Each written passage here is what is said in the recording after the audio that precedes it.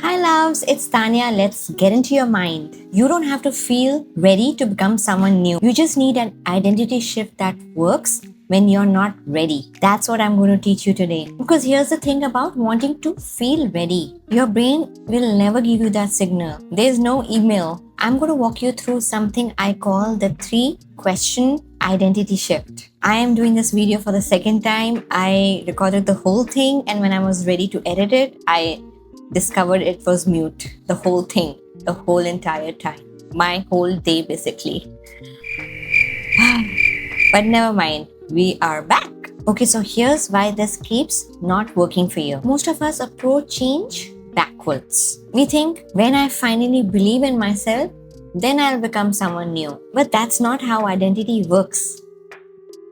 Psychologists call this the possible selves gap. And I'm not making this up, this is science backed. First described in 1986 by Hazel, Marcus, and Paula at the University of Michigan. Every person, they hold 2 versions of themselves in their mind. It's like the current version and the version that they want to be, and the possible self they could become. Okay. And the distance between those 2 selves, that's where the pain lies. Right? This is my current version, and what do I want to become? And what's the gap? You see the version of yourself that is calm, more confident, who is consistent, no longer negotiating with the old story. And then you look at the version of who just doom scrolled 45 minutes standing by the sink eating breakfast. The gap feels impossible. So you wait. You wait until you are more disciplined. You wait until you are more certain. You wait until the gap somehow shrinks on its own. The waiting is the problem. Here's what research actually shows. Dr. Hal Hershfield at UCLA has spent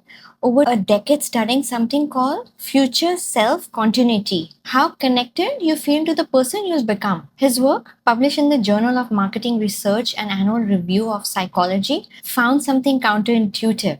When people felt more connected to their future selves, they made better decisions for that self. They saved more money, they made healthier choices, they procrastinated less. But the real finding was how they built that connection. It wasn't motivation and it wasn't willpower. It was something much simpler, visualization. When people were guided to vividly imagine their future self, activity in the brain regions tied to that self-processing shifted. This future self stopped registering like a stranger and started registering like them. Okay, so what does that research mean? It means that your brain is fully ready and capable of befriending a version of you that technically does not exist yet. Rude that it won't do it automatically, but here we are. This isn't manifestation woo-woo. This is published peer-reviewed neuroscience. Your brain can genuinely create that felt sense of connection to a version of you who doesn't exist yet. And that felt sense of connection is what drives behavior change. So here's the method. The 3-question identity shift. Just about 5 minutes. You can do it anywhere, in the car, laying in bed,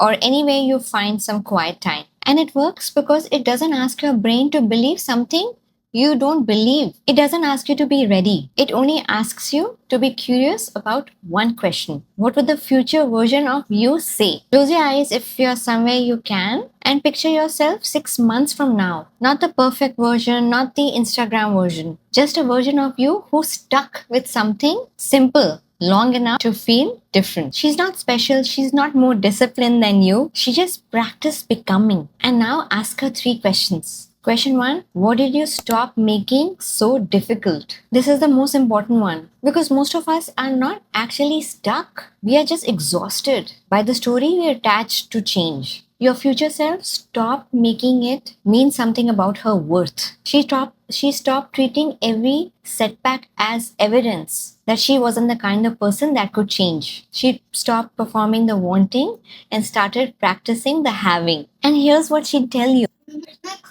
Just take anything, go. Your underwear, everything is there. Please go take anything. In your cupboard, right? And here's what she'll tell you if you let her speak. You don't need to feel ready, you just need to feel willing. Willing to do the thing before having proof that it's going to work. Willing to act like her before you believe you are her. Question 2. What did you practice before you felt ready? Because here's the thing no one tells you about confidence. Confidence isn't a prerequisite for identity shift. Confidence is a byproduct of repeated identity aligned action. Your future self didn't wake up one day suddenly feeling different. She practiced small identity congruent behaviors before her emotions caught up. Maybe it was just 5 minutes of journaling from the identity she was becoming. Maybe it was one decision made before the change had already happened. Maybe it was catching one old thought and saying, that belongs to the version I'm releasing. She collected like tiny pieces of evidence until her brain had enough data to say, okay, maybe this is who we are now. That's what she practiced, and you can start today. Question 3. What does she wish you would stop believing about yourself today? This is where it gets tender. Your future self isn't judging you. She's not disappointed in you. She's not even counting your failed attempts. She's looking at you with a kind of compassion that only makes sense from the other side of the change. And she would say, real doesn't always mean true, you know? Just because the doubt feels real doesn't mean it's telling you the truth. Just because the old story is more familiar doesn't mean it's accurate, right? She became the version of who you want to be while still feeling uncertain, while still getting it wrong, while still having days she didn't believe it. She became not by erasing the doubt, but by not letting that doubt make the final call. You see, she would look at you and say, it was never too late. Not for me, not for you, not for anyone willing to begin again. So here's one practice. I call it identity appointment. 5 minutes once a day. That's it. You sit quietly, you picture your future self. You ask her one question, just one. Rotate through the 3 across the week. That's it. 5 minutes 5 minutes of showing up for the version who already figured it out. The point isn't that you'll have to do it perfectly. The point is that you're practicing being available for her.